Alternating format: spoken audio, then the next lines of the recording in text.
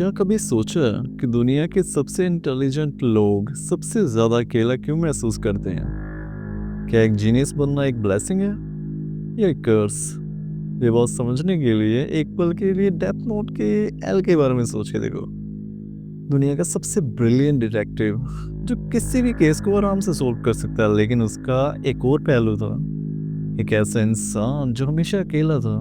किसी fictional character की कहानी नहीं है, असल जिंदगी में भी कई लोग जिन्हें हम जीनियस कहते हैं, उनकी कहानी कुछ ऐसी ही होती है। लेकिन आखिर क्यों?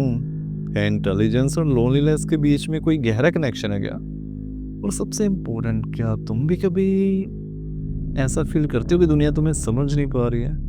साइकोलॉजी ये कहती है हाई आईक्यू वाले लोग ज़्यादातर सोशल नहीं होते, क्योंकि उनको ऑर्डिनरी कन्वर्सेशंस बोर करती हैं। उनके दिमाग की वायरिंग ही कुछ ऐसी होती है कि ऐसी बातें करने का उनका दिल ही नहीं करता। वो हमेशा प्रॉब्लम वगैरह या क्रिटिकल चीज़ों को सॉल्व करने में लगे रहते हैं, इसलिए वो सोशल डिस्कनेक्ट होने लगते हैं। इसी को कहते हैं इंटेलिजेंस पैराडॉक्स, कहा जाता है लोनलीनेस के साथ। एल के लिए दुनिया एक चेस बन चुकी थी और कन्वर्सेशन, हर एक्शन एक स्ट्रेटेजिक गोल जैसा लगता था।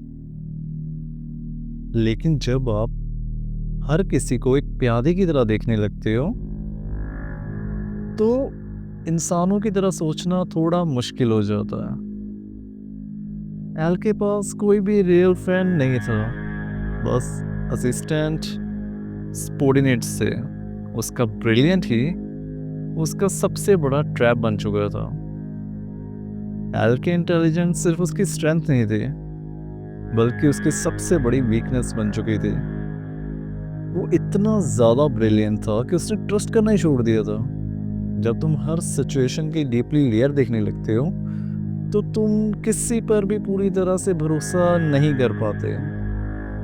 हर इंसान तुम एक थ्रेट की तरह देखने लगता है, और हर कन्वर्सेशन तुम एक नॉर्मल कन्वर्सेशन लगने लगती है। तुम किसी भी बात को बातों की तरह नहीं लेके जाते,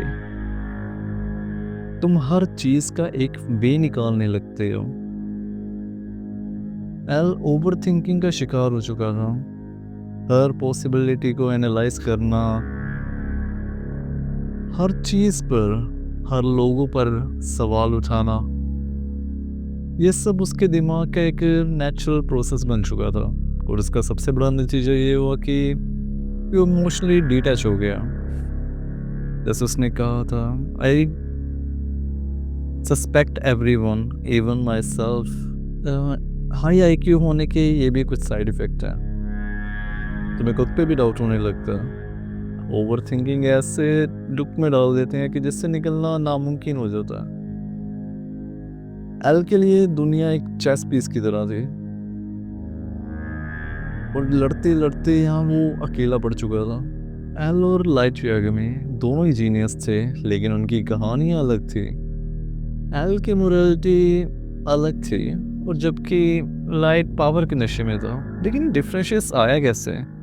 एल अकेला था, उसके पास कोई ऐसा नहीं था जो उसको साथ रह सके, लेकिन लाइट के पास पूरे 100 अपॉर्चुनिटी थी, सभी उसके साथ थे, जिसकी वजह से लाइट अपने आप को गोट समझने लगा था। जबकि एल अपनी रियलिटी से कभी भाग ही नहीं पाया। ट्रू जीनियस कभी उससे भाग नहीं पाते। एक हैप्पी जीनियस का कंसेप्ट सिर्फ एक मिथ है, क्योंकि तुम जितना ज़्यादा समझने लगते हो, उतनी जल्दी तुम्हारी दुनिया कॉम्प्लिकेटेड होने लगती है। एल का दिमाग एक सेकंड के लिए भी ऑफ नहीं होता था। उसके अंदर पूरी डार्कनेस थी। वो कभी रियल हैप्पीनेस महसूस ही नहीं कर पाया। जैसे उसने खुद कहा था, being alone is no state. तुम खुद सोचो, क्या तुम खुश रह सकते हो जब तुम पूरी दुनिया का प्रॉब्लम दिखने लगे? क्या ये कर्स ऑफ जीनियस नहीं है कि तुम जितना ज़्यादा समझते हो, उतना ही तुम अकेले पड़ने लग जाते हो? क्योंकि इंटेलिजेंस एक शराब की तरह ही है, अगर तुम वैसे देखो। क्योंकि तुम चीज़ों को जितना ज़्यादा जानोगे, जितना डीप देखोगे, जितना ज़्यादा इमोशंस को समझोगे, तुम उतने ज़्यादा डिस्कनेक्ट हो जाओगे। और सच कहूँ तो खुद से भी। पीस।